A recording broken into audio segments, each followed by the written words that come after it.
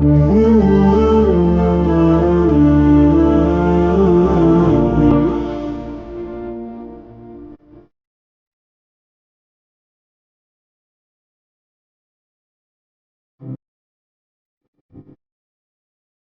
اعلیٰ رسول کریم اما بعد، میں نہایت مشکور ہوں ہمارے محترم مولانا طلحہ صاحب اور مولانا عبدالرافع صاحب اور بہت سارے ہمارے رفقا ہیں جو اس وقت یہاں موجود نہیں ہیں، لیکن وہ کسی نہ کسی صورت میں ہمارے ساتھ تعاون کر رہے ہیں، کوشش کر رہے ہیں۔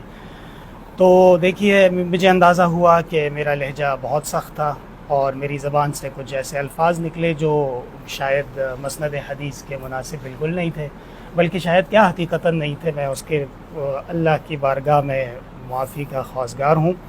اور ضیاء الحق بھائی، اگر آپ کو مجھ سے کوئی ذاتی تکلیف ہوئی ہے یا آپ کے خاندان کو کوئی تکلیف ہوئی ہے یا کسی بھی صورت میں ہوئی ہے تو میں آپ سے بھی معافی کا طلبگار ہوں، اور تمام عالم اسلام کے ان مسلمانوں سے جن کے جذبات مجروح ہوئے ہیں یا جو سمجھتے ہیں کہ ایک عالم کی شان یہ نہیں ہے، تو ٹھیک ہے جی، آپ کی بات بالکل اپنی جگہ درست ہے، اور ہم بھی انسان ہیں، اور حدیث شریف میں آتا ہے بہترین انسان وہ ہے جو توبہ کرے، اور ہم تو ہر وقت اللہ کی طرف رجوع اللہ اور توبے کے سلسلے میں اس کے محتاج بھی ہیں، اور ہماری یہ تربیت ہے۔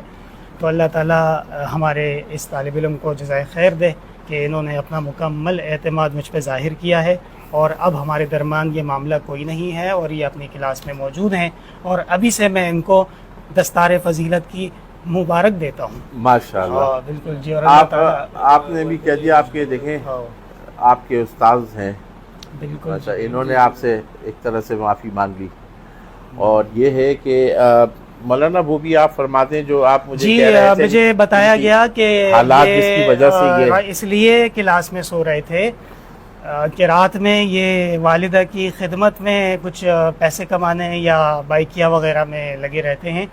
تو مجھے یہ بات بالکل معلوم نہیں تھی، اگر معلوم ہوتی تو میں خدا نخواستہ کوئی ایسا ظالم آدمی نہیں ہوں، اور مجھے ابھی پتہ چلا ہے تو ٹھیک ہے، مجھ سے خطا ہوئی ہے، اس کے یعنی کہ بدلے کے طور پہ ان کی والدہ کا علاج میرے ذمہ ہے، تاکہ یہ رات کو سکون سے سو سکیں اور ان کا دن میں پڑھائی ٹھیک سے ہو سکے، مکمل پڑھائی کریں، اور بالکل بالکل ان کو اب کوئی ضرورت نہیں ہے کا علاج کرنے مکمل کی، تکلیفیں کھولو اپنا انہماک سے سنو۔ یہ شان کو اٹھاؤ، پیچھے کھڑا کرو اس کو جلدی۔ اس کے امامہ کدھر ہے؟ ہاں، ذرا ایک تھپڑ رکھ کے دو اس کو، کوئی نر کا بچہ ہے ادھر ہے؟ صوفی شاباش شاباش، اٹھو، کھڑے ہو جاؤ۔ اللہ، صبر کرو یار، تم لوگوں کا علاج کرنا پڑے گا، ابھی میں کرواتا ہوں۔ تم لوگ اب بات میں مجبور ہو گیا ہوں، باتوں سے مانتے ہی نہیں ہو تم لوگ، ٹھیک ہے نا؟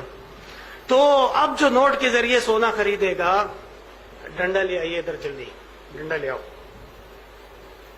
صبر کرو، تمہیں میں بتاؤں، میری شرافت سے غلط فائدہ اٹھا رہے ہو تم لوگ۔ تو اب جو سونے کے بدلے لین دین کرے گا تو وہ جائز ہے، سمجھے؟ یہ ایک شرارتی بیٹھا ہے جالی کی ٹوپی میں، یہ سامنے بیٹھا ہوا ہے، ہاں اس کو کھڑا کرو، اس کو لگاؤ، 10 ڈنڈے لگاؤ، اس کو یاد کرے، شاباش۔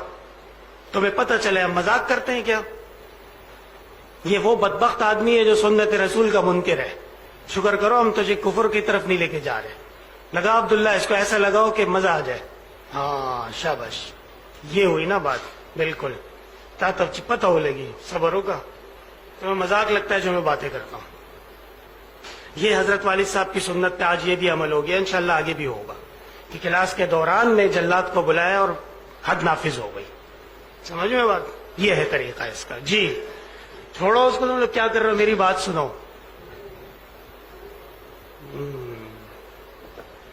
عبداللہ یہ 10 ڈنڈے تو یہ نہیں چھوڑ سکتا، اب تو یہ تو ہماری مرضی ہے کہ تم پڑھو گے یا نہیں پڑھو گے، ابھی تو تم ہمارے اختیار میں ہو نا، باہر نکلو پھر نہیں پڑھو۔